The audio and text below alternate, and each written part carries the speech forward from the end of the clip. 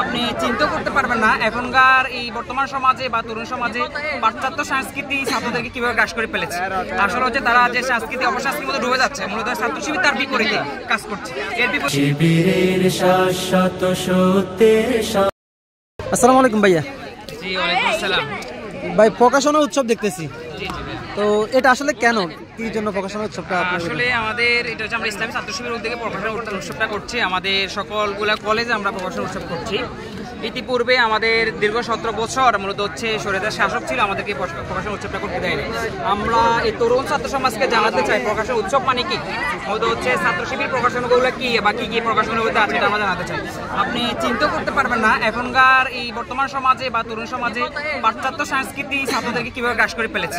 আসলে হচ্ছে তারা যে সংস্কৃতি অপসংস্কৃতির মধ্যে ডুবে যাচ্ছে, মূলত ছাত্র শিবির তার বিপরীতে কাজ করছে।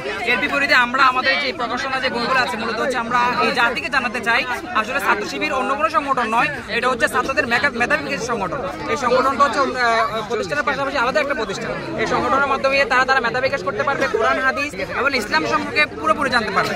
আমাদের এখানে স্টোর অনেকগুলো বই রয়েছে, ইসলাম সম্পর্কে বই রয়েছে, আমাদের প্রকাশনা ক্যালেন্ডার রয়েছে, আমাদের তারপরে হচ্ছে আমার ডেস্ক ক্যালেন্ডার, ডায়েরি সকল কিছু রয়েছে। হচ্ছে আমরা চাই অপসংস্কৃতি ফিরে এসে আমাদের এই প্রজন্ম এই ছাত্রগুলোকে আমরা যেন সুস্থ সংস্কৃতির মাধ্যমে আমরা যেন একজন দেশপ্রেমিক হিসেবে তৈরি করতে পারি। তো আপনারা প্রকাশনা উৎসব করছেন, এত বছর আপনারা করেন নাই কেন?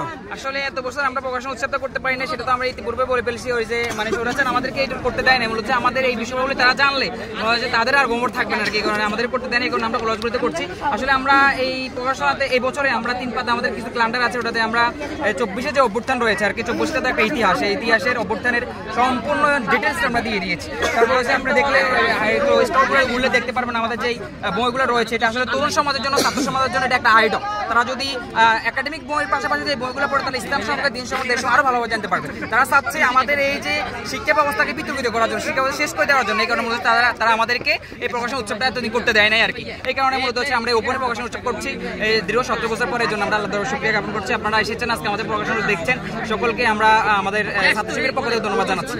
আচ্ছা, আরেকটা প্রশ্ন ভাই, এই যে কিশোর কণ্ঠা আমরা অনলাইনে অনেক সময় দেখতে পারি যে কিশোর কণ্ঠ পড়ার কারণে অনেককে গ্রেপ্তার করে নিয়ে যাওয়া হচ্ছে, এই বিষয়ে আপনি কি বলবেন? আসলে কিশোর কণ্ঠটা হচ্ছে এটাতে এমন কোনো বিষয় না, এটা হচ্ছে কিশোরদের জন্য। এটা সারা বাংলাদেশ থেকে যত স্টুডেন্ট আছে, আসলে এক একটা স্টুডেন্ট এক একটা আপনার যোগ্যতা থাকে আর কি।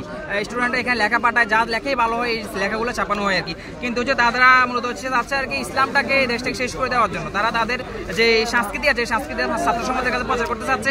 এই কারণে হচ্ছে তারা চাচ্ছে আর কি মানে ছাত্র শিবির বা হচ্ছে ইসলামিক কোনো কিছু তারা করতে দেয় না আর কি। এই কারণে তারা মূলত এই কাজগুলো করেছে ইতিপূর্বে।